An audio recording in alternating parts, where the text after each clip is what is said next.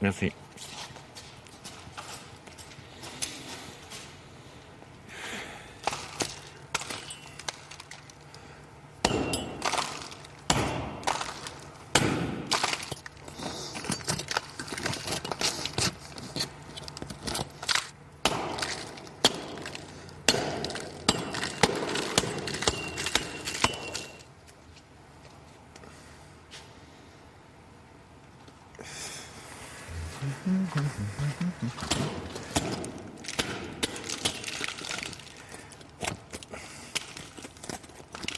I painted a long time on this painting, and I did layers on layers and layers, and now I go back to the beginning.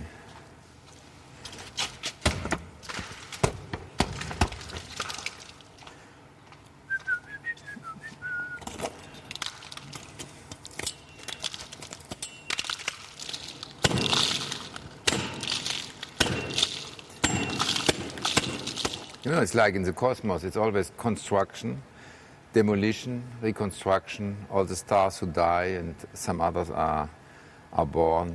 It's always like this. Who is responsible for that? Who started this on the beginning? We don't know. We don't know why we are here. We don't know where we go. It's quite desperate, no? Because we have an intellect to try to find out, but we cannot.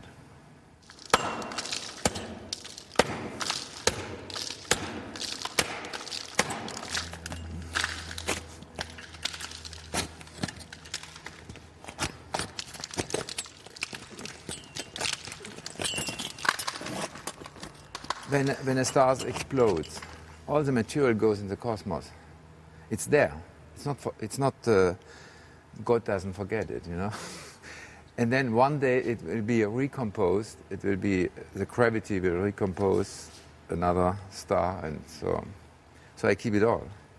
I put it in one of the boxes there, you know. If you come, you can see here different. Is this movable?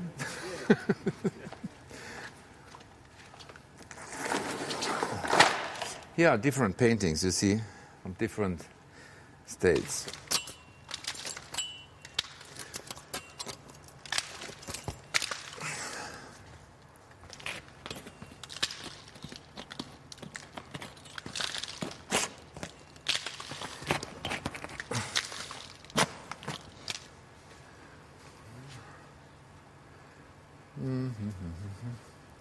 It's much better now, I think.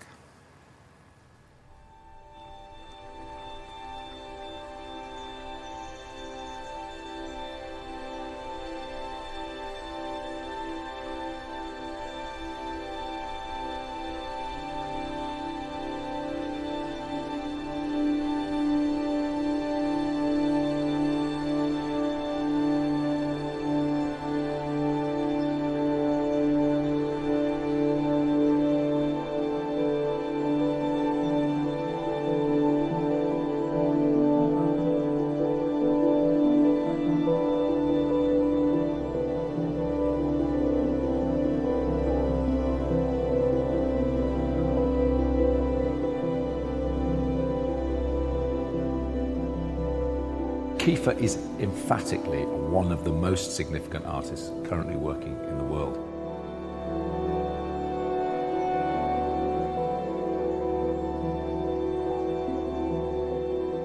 Within the art world, Kiefer's a giant, really.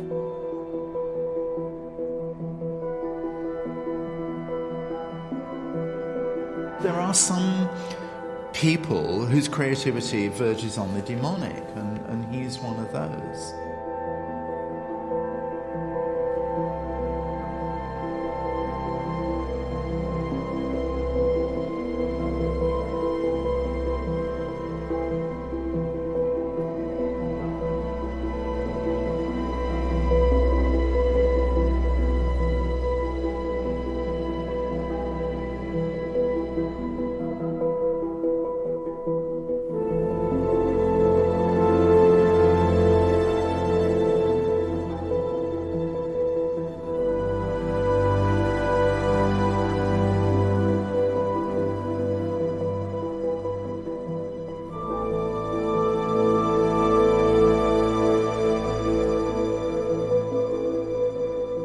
I was a child, I did tunnels in the garden of my parents, and then I wrote something I made a drawing on a piece of paper. I put it in the tunnel and I closed it.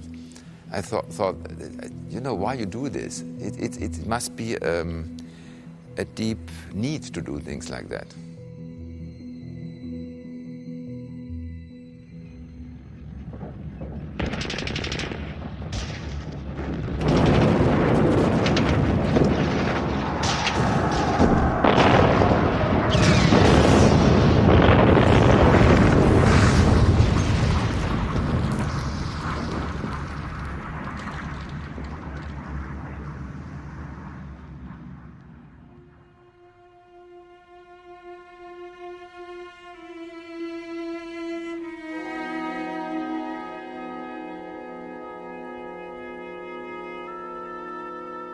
I'm thinking of when you were born, 1945, and obviously that moment in the history of Germany. When I was a child, the neighbor house was a ruin, and another was ruined around. And this was your playground? Yes, I had nothing else. I played with these bricks in the ruins of Donaueschingen, you know. There was a mass of them. I could play with them.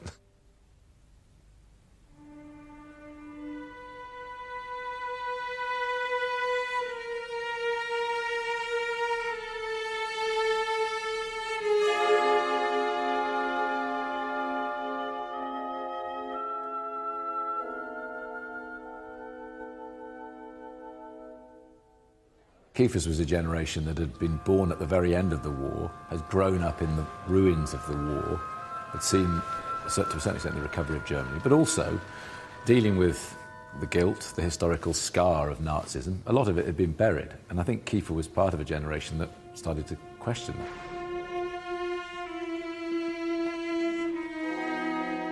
It's extraordinary now because Germany has been about the best place in the world to teach its children about the war and the Holocaust and the Nazis. But even as late as the 60s, it wasn't the case.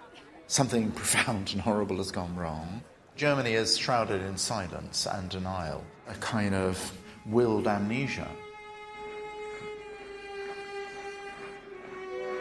The Nazis took over art. They decided what was good and what was bad. Kiefer wanted to sort of purify, cleanse that role again. From the very beginning, you were very bold, almost, reckless almost, because, as you say, Germany wasn't ready for it.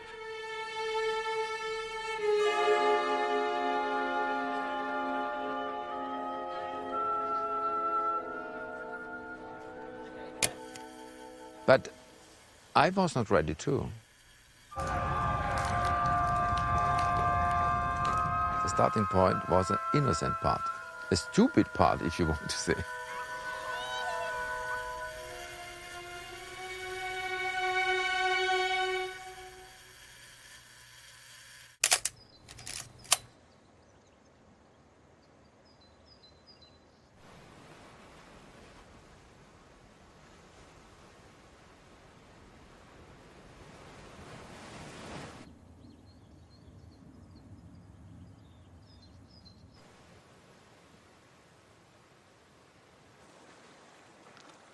The Sieg Heil salute had been banned in Germany since 1945.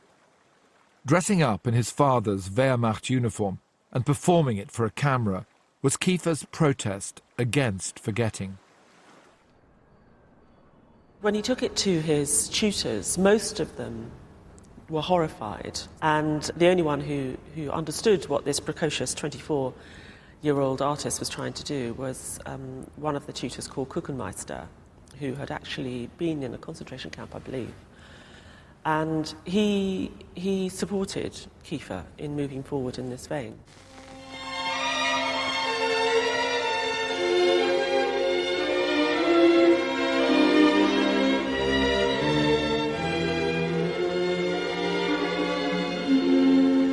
Ich weiß nicht, was soll es bedeuten, dass ich so traurig bin. Ein Mädchen aus Zeichen, das kommt mir nicht aus dem Sinn. As a young artist, Anselm Kiefer prodded incessantly at the open wound of German history. His paintings from that time are covered with references to mythical German heroes. Siegfried, Hermann, Parsifal, blood-soaked legends of the deep past. These are the same heroes around whom the Nazis built a cult.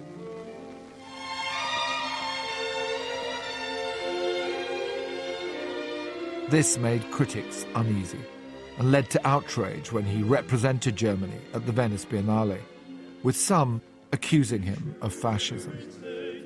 Was he trying to redeem these German heroes and wash away their sins?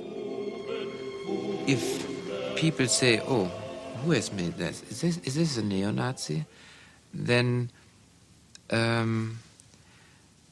I say nothing, because I go back to an earlier time, in which time I don't know what I was.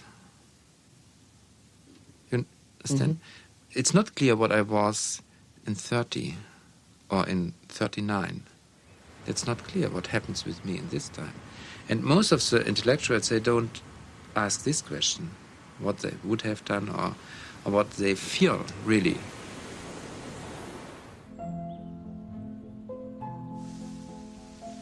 Kiefer's first flush of success came in the 1980s, and he used the money to buy and renovate an old brick factory in Buchen, Germany.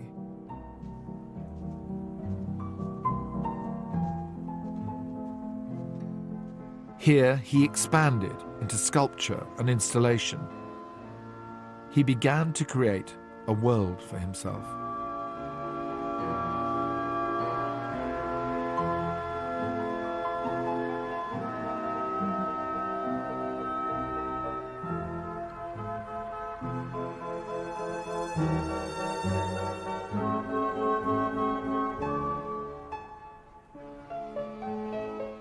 I've come to Buchen to see this first studio for myself and to watch Kiefer install some new work. I think we have to go over there. Yes, we go up here.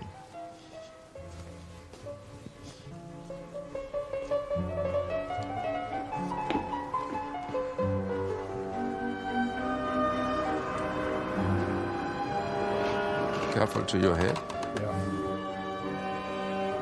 This was for an airplane, but I didn't continue it. It looks awkward.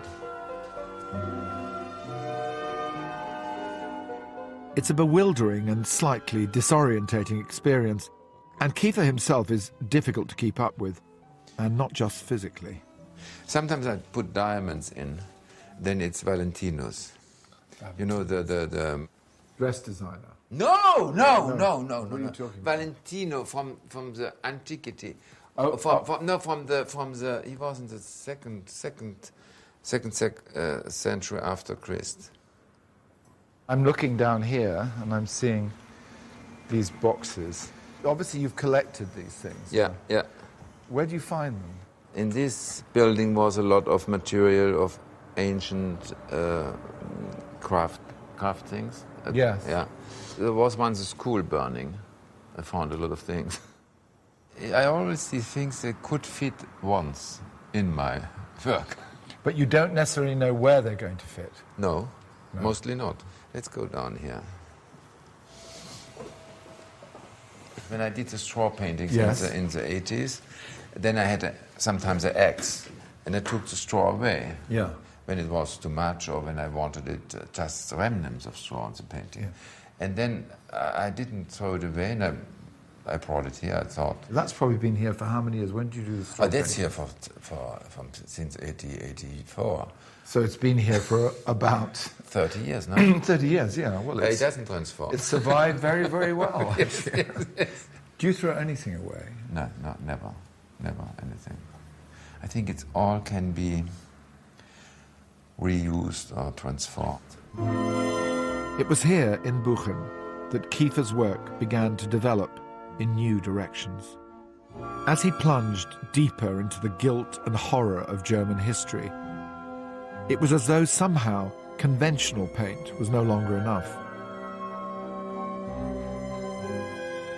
He began to mix it with ash, earth and straw, the debris of the world. These two paintings are Kiefer's response to Death Fugue, a poem about the Holocaust by the Jewish poet Paul Celan. Schwarze Milch der Frühe, wir trinken dich nachts. Wir trinken dich mittags und morgens. Wir trinken dich abends. Wir trinken und trinken. Ein Mann wohnt im Haus. Dein goldenes Haar, Margarete. Dein aschenes Haar, Schulemit. If the horror of the world can be expressed by artists, then that is an achievement, isn't it? The word achievement is very difficult.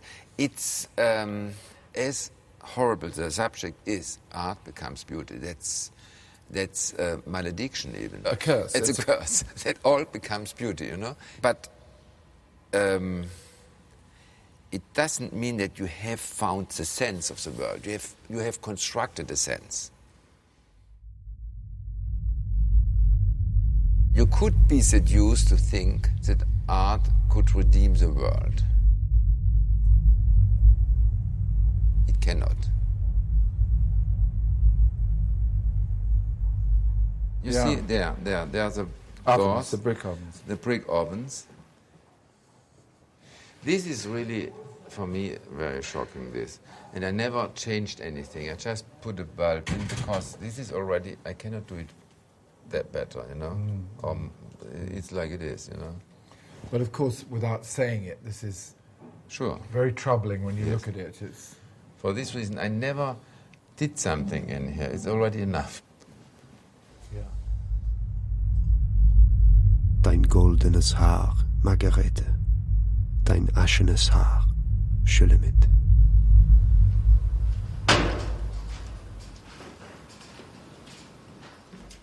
Julien, ça va? The reason Kiefer has returned to Buchen with his assistants is to install these new works. Here are those occupations photographs again, now reused and transformed, just like the straw. They'd been blown up on giant sheets of lead. In the 60s, I couldn't do them because I had not the money to big exposures. So there was a lot of potentiality left. It was young and beautiful. Yeah, lead's such a charged material. I mean, it's poisonous, it's base material, it's alchemical, and Kiefer loves all of that. I think he likes the fact it's contaminated. I think, you know, the contamination of history by various regimes is something he's explored. I think the fact that a lot of the books are made of lead, you know, the literal interpretation, the weight of history, that still reverberates.